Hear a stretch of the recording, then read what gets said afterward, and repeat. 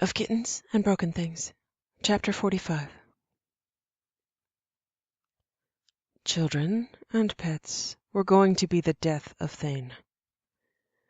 Being an assassin was a careful balance of research and influence, patience and chaos. No matter how many variables he managed to define, even simple jobs could be thrown into chaos. He was endeavoring to combine two separate issues into one. He would redirect reporters who were attempting to determine the state of Kara's bond, several of whom had been observed staking out the apartment. These things could be accomplished fairly easily, provide compulsion to turn reporters from interest in Commander Shepard into interest in the Solarian Union's dealings, reversing the flow of pressure and providing an elegant solution to the direction of interest and information. Reporters were in general stubborn, single-minded creatures, and he did not wish to attempt lucid blackmail or threats with most. That would accomplish making a reporter feel as though they were truly onto something, often making them push harder. They were now part of the story. Personal fame in a byline through having their lives threatened would extend speculation into a well-viewed series of reports on speculation regarding who would want to pressure innocent reporters. It would be impossible to distract from Kara's and Vicarian's bond otherwise, with the threat of the contract and the Solarian interest in undermining her. He must abandon attempts at public relationship, possibly indefinitely, now that there was a potential risk to her life from exposure. Unfortunate, but necessary. He had done what research he could on the reporters in question, and most were a simple issue of breaking in, drugging them, and convincing them that they had a sudden change of heart. There were quite a few reporters. It had gone well. He was on his fourth such mission when the chaotic addition of a niece sleeping over for the night with an exuberant pet Varen.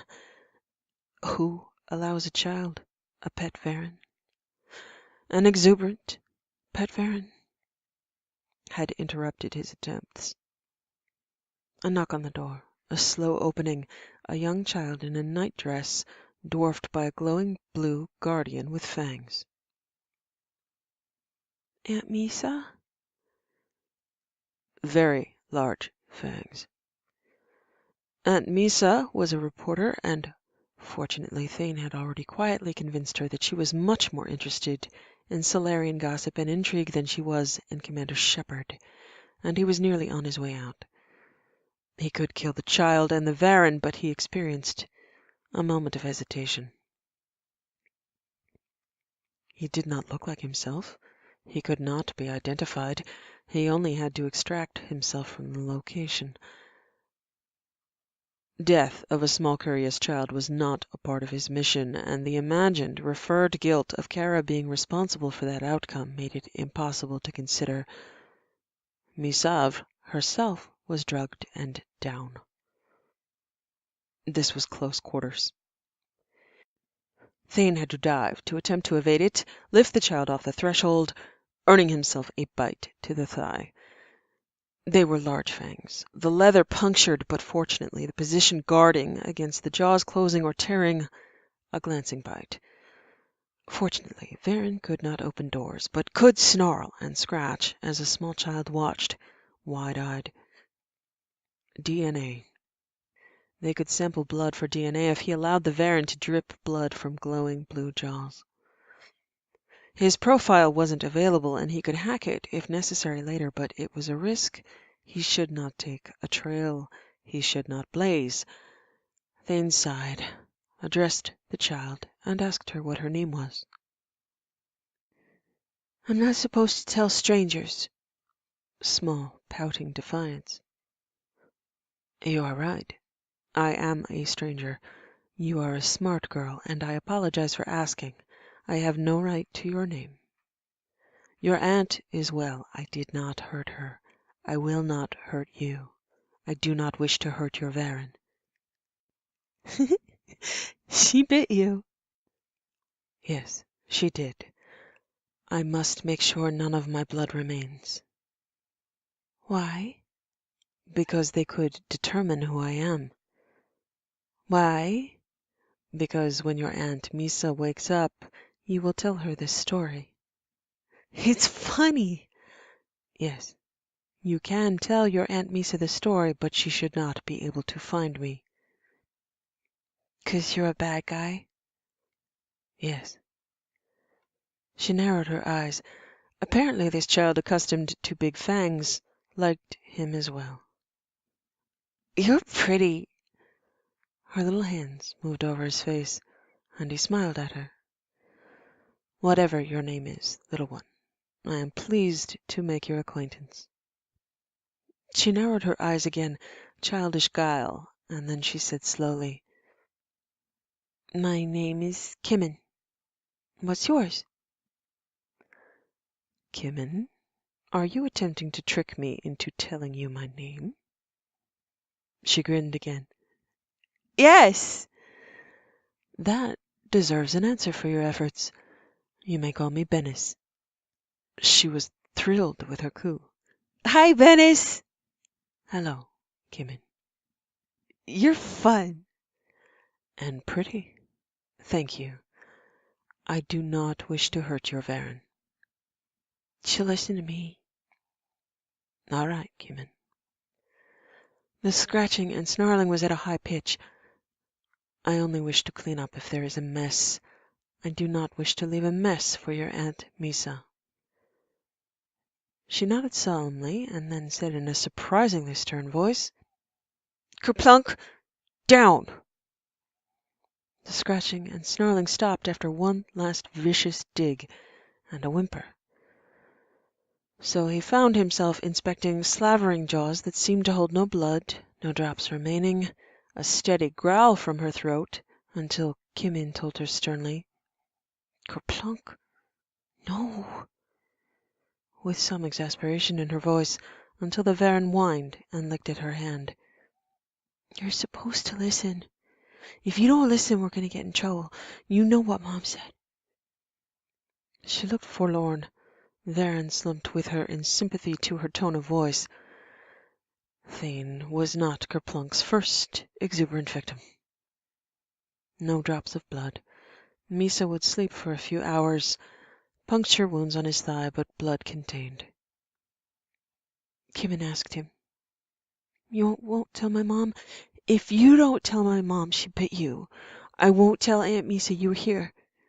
Please? I will not tell your mother, and you need not make a bargain. You may tell your aunt what you wish. She is in no danger from me. I will not be returning, though I will regret not being able to make your acquaintance at a later date, Kimmin. I could give you my Onitoquence.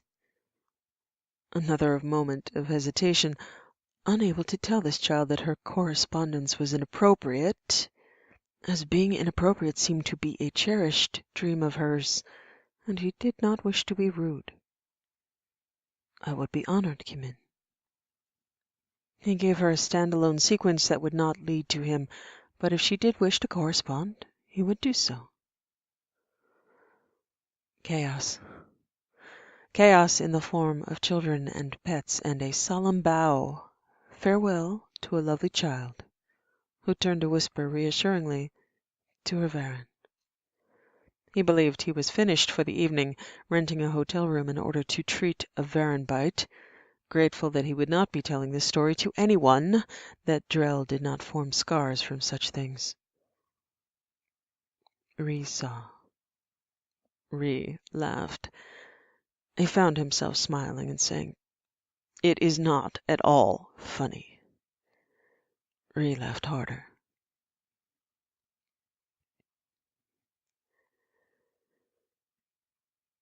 Kara woke up alone, vaguely relieved and vaguely disappointed. She should be less vague.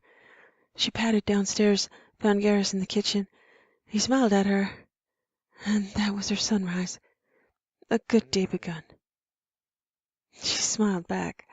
He walked to her, cradled her in a hug, and pressed his crest to her forehead, said, Good morning, love. Morning. Talking about cooking made me want to try it. Here. He put the warmed plate down at the table and beamed at her, looked at her expectantly. She smiled. It looked like her first try at breakfast when she was, what, 4? Well, no, she'd never been this bad. What looked like eggs, maybe, cooked down into a vague hockey puck, brown on one side and slightly raw on the other, and what looked like eggshells through it, dry, burned toast. She grinned and said, "Thank you," and took a bite. Oh, and on top of that, it seemed he'd used sugar instead of salt. He watched her expectantly, and she smiled and nodded. "Thank you, Garrus." His eyes narrowed, and she went to take another bite, and his hands closed over hers. He said, Spirit, stop. You weren't supposed to eat it. Kara, I did "You did what?" everything wrong. Burned, raw, sugar, eggshells. Does it really? It was a joke. He slid the plate away and muttered, No sense of humor. Wasted on you. You think I'm that incompetent? She picked some shell off her tongue. "I thought it was a good first try." No. This is a good first try. I was laughing for half an hour and you ruined it. It looked like perfect scrambled eggs and buttered toast. She pressed her lips together and said, "I feel I do not deserve the good eggs." Now I'm not even sure they're the good eggs. You're going to say they're good no matter what. "Toast isn't burned?" Garrus sighed, leaned against the counter, and crossed his arms over his chest. "Thank you for frustrated and irritated eggs." You're welcome. "I don't understand why feeding someone burned, raw, crunchy, and sweet eggs is funny." I don't understand why you'd eat them. "Because you made me eggs." I don't think I can explain that kind of funny. You were supposed to make fun of me. "Why? I just said I don't think I can explain. Was this the beginning of an intended prank war?" Maybe. "I never prank." Obviously. "One less thing we can do together?" Unless you make me a plate of Turian food that's burned and acid etched. "Doesn't sound like me. Eggs are good." You're probably lying. "So we can't win unless we're shooting something?" Which I can't do. "So we can't win." We still have the sex thing. "Yeah, we do." And it's fine now because I drugged your eggs. She spit out a mouthful. "What?" I'm kidding. "You have the worst sense of humor." Look, maybe I can't win, but that doesn't mean I can't try and that I can't have fun. She smiled, put her head down, and ate the rest of breakfast. It was good. He remembered to salt the eggs. He moved to the side of her chair, crouched down until his head was level with hers, and said, I think I have a solution to us not winning. "Yeah?" Yeah, apologize for not being a perfect bondmate. He looked stern and steady. "I'm sorry I'm not a perfect bondmate." You're forgiven. Now, don't say it again. Don't think it again. Stop describing yourself as a certain type of bondmate and realize you're the only bondmate. No adjectives required. She nodded sullenly. I'll ask if I want you to apologize for something.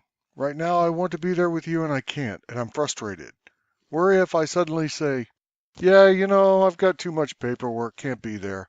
Can't come up with a stupid idea like making crappy eggs for you. She pressed her lips together and wanted to cry with relief, but she was really sick of crying. "Okay." Tell me you're sorry you won't let me on your stupid ship. "I'm sorry I won't let you on my ship." "She's not stupid. You owe Edie an apology." Forgiven. For now. We'll fix it. Don't die. If you die, I will be asking for an apology. "Okay." Talk to me. Don't worry about talking to me. Don't apologize about talking to me or thinking things. I can't keep track, and you think 50 things at once, and I can't keep up. But I can be there. Help me with my work. Think about what you want to name kids. Okay. Now I'm going to do that ravage thing the cat wouldn't let me do. Stand up and come along quietly. Okay. This part isn't a prank. Oh, good. What about here on the table? What? No! Why? It's a table. What is it with you and tables? Say you're sorry that you're no fun. I'm sorry I'm no fun. On the floor? No! I like doors. Any of the doors? No! Bed. He lifted her out of the chair and started upstairs, saying, A bed without a cat in it. if we can manage. We're wily. Sometimes. You're a very polite ravager. Oh, come on now. Say you're sorry about that. But I'm not sorry. Say you're sorry. I'm sorry. I love this. See? It's all going to work out. I love you. I love you, Kara. Let me decide how much. Yes, sir. I love this. It's like I have actual authority. He kissed her. She closed her eyes. She loved this. Him. Here. Them.